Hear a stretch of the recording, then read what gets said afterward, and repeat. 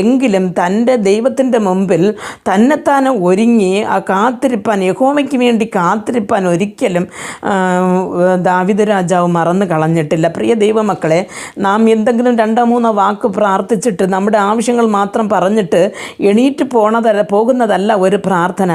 കർത്താവ് നമ്മെക്കൊണ്ട് ഇന്ന് ഈ പകൽക്കാലം എന്ത് ചെയ്യുവാൻ തീരുമാനിക്കുന്നു, അല്ലെങ്കിൽ നാം ദൈവത്തിന് വേണ്ടി എന്ത് ചെയ്യണം, ദൈവത്തിൻ്റെ ആലോചന നാം മനസ്സിലാക്കുവാൻ, അല്ലെങ്കിൽ ദൈവം പറയുന്നത് കേൾക്കുവാൻ നമുക്ക് ഒരുങ്ങി കാത്തിരിക്കേണ്ടത് അത്യാവശ്യമായിരിക്കുന്നു. ഓരോ ദിവസവും രാവിലെ കർത്താവിനോട് ആലോചന കേട്ട് ഒരുങ്ങി കാത്തിരുന്ന് പ്രാർത്ഥിച്ച് മുമ്പോട്ട് പോകുന്ന ഒരു വ്യക്തിയുടെ ജീവിതത്തിൽ എത്ര കഷ്ടപ്പാടുകളും വേദനകളും ശോധനകളും വന്നാലും അതിൽ നിന്ന് രക്ഷപ്പെട്ടു പോകുവാനുള്ള ഒരു വഴി കർത്താവ് പറഞ്ഞു കൊടുക്കും. പ്രിയ ദൈവപൈതലെ, ആയതുകൊണ്ട് ഈ ദിവസം തൊട്ട് നമ്മുടെ തിരക്കുകളുടെ ഇടയിൽ തിരക്കുകളെ മാറ്റിവെച്ച് കർത്താവിൻ്റെ സന്നിധാനത്തിൽ കുറേ നേരം